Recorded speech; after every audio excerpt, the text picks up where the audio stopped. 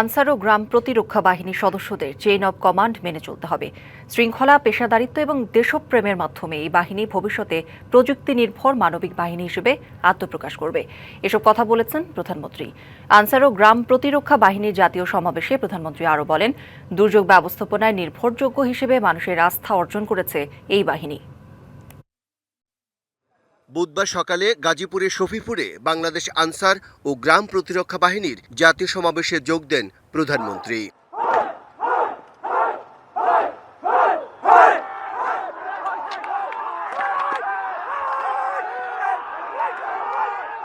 Answer ও গ্রাম প্রতিরক্ষা বাহিনীর বর্ণাঢ্য কুচকাওয়াজ পরিদর্শন এবং সালাম গ্রহণ করেন প্রধানমন্ত্রী।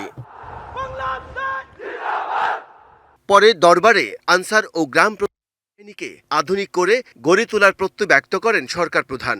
বলেন, দুর্যোগ ব্যবস্থাপনায় নির্ভরযোগ্য হিসেবে জনগণের আস্থা অর্জন করছে এই বাহিনী।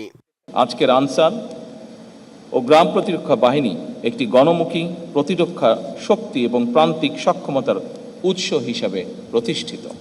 দুর্যোগ ব্যবস্থাপনা এবং প্রযুক্তি নির্ভর সেবা প্রদানের মতন গুরুত্বপূর্ণ ক্ষেত্রেও সক্রিয় অবদান রাখছে। আমি দৃঢ়ভাবে বিশ্বাস করি, আপনাদের নিষ্ঠা, শৃঙ্খলা, পেশাদারিত্ব, দেশপ্রেমের মাধ্যমে বাংলাদেশ আনসার ও গ্রাম প্রতিরক্ষা বাহিনী ভবিষ্যতে প্রযুক্তি নির্ভর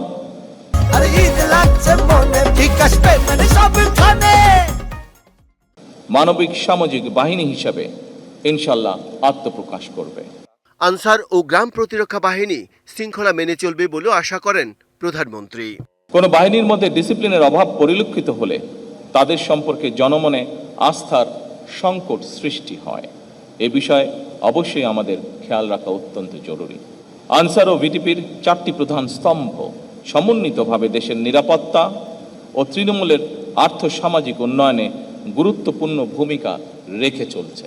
উপজেলা পর্যায়ে এই বাহিনীর কার্যক্রম আরও শক্তিশালী করতে উপজেলা আনসার প্রবিধিমালা 2026 প্রণয়নেরও উদ্যোগ গ্রহণ করা হয়েছে।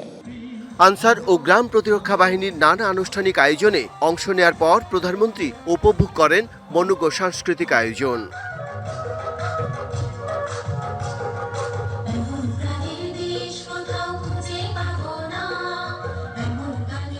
নেচে গেয়ে অভিনয়ের মাধ্যমে বাহিনীর সদস্যরা ফুটিয়ে তোলেন আবহমান বাংলা সংস্কৃতি ও ঐতিহ্যকে। Bijan Kumar Das, DBC news.